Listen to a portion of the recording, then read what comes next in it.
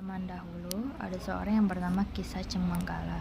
Dia adalah seorang buronan masyarakat di tempat tinggal awalnya. Lalu dia kabur ke sesuatu desa yang terpencil. Dan dia di sana melanjutkan keturunannya dan dia tinggal di sana sampai akhir hayatnya. Lalu penduduk di sana menjadikan Kisah Cemenggala sebagai leluhur penduduknya di desa itu.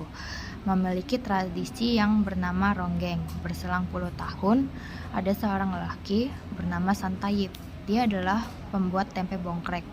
Di Dukuh Paruk pada suatu hari, saat dia membuat tempe bongkrek, ada sesuatu yang melintas seperti cahaya merah. Pada saat itu, kalau ada cahaya merah, kita diharuskan menutup makanan. Kalau tidak menutup makanan tersebut, akan terkena sial. Nah, si Santayip ini tidak menutupnya. Keesokan harinya, Santayip menjual tempe bongkrek tersebut ke para penduduk. Tidak lama kemudian, banyak penduduk yang sakit dan ada juga yang sampai meninggal. Dan para warga itu menduga kalau yang membuat para warga tersebut sampai meninggal itu ulah si Santayip.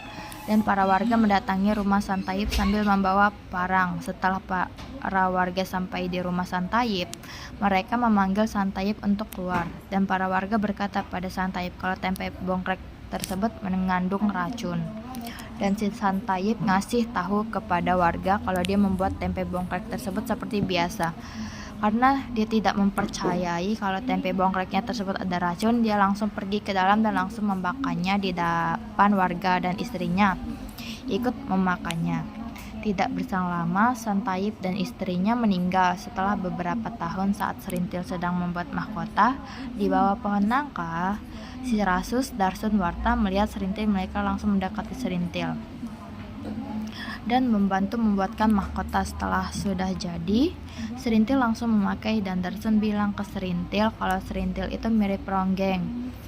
Dan Serintil langsung menari. Dari kejauhan kakinya Serintil yang bernama Sakarya melihat Serintil sedang menari.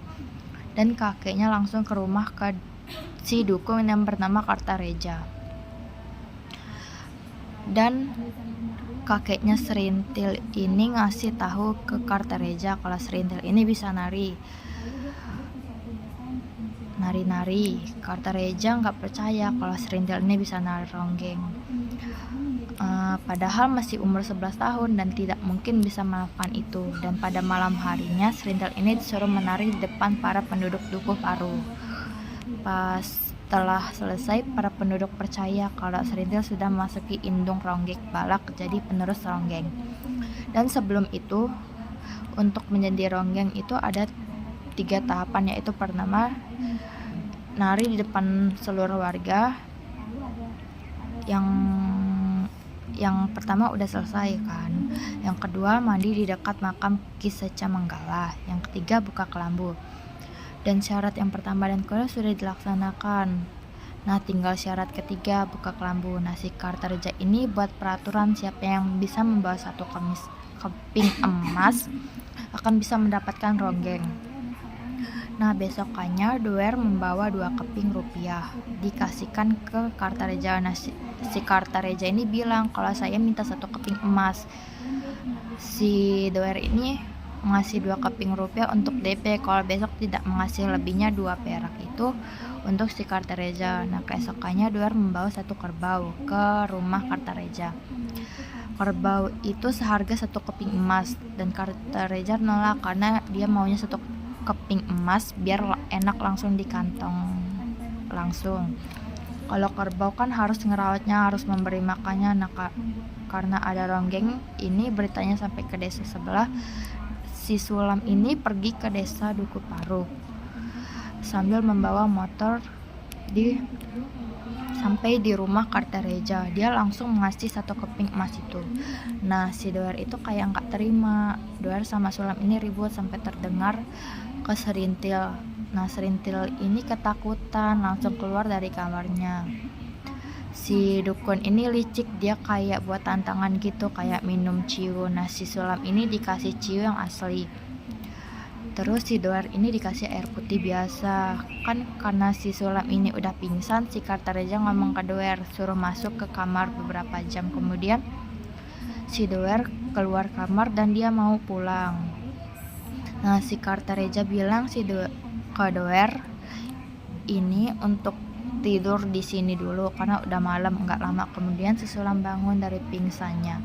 Dia ini kayak kebingungan dia lagi ada di mana. Nah, sama Kartareja ini disuruh masuk ke kamar si Serintil.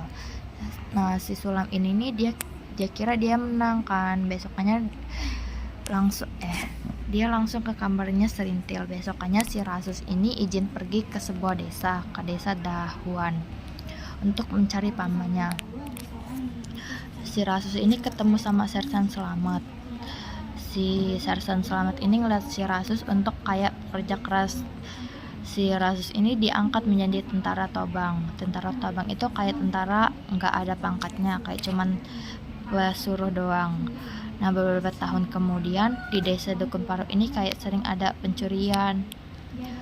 Si Rasus ini ditugasin sama Sersan Slamet. Nah, si Rasun ini ditemani sama Kopral Pujo. Sampainya mereka di desa Duku Paruk, mereka suruh memantau karena kecapean. Dia memikirkan kali batu besar yang ada depannya itu seperti menteri yang membawa ibunya. Pas dia udah nembak batu, dia kayak ngerasa lega pas perampok ini pergi ke rumah Kartareja karena atap rumahnya beda dari yang lain. Nah, sampai rumah Kartareja mereka minta alamat si Serintil. Karena ketakutan si Kartareja ini ngasih tahu kan tempat tinggalnya si Serintil. Pas mereka tahu tempat tinggalnya Serintil, mereka mukul si Kartareja pakai lampu minyak tanah sampai pingsan.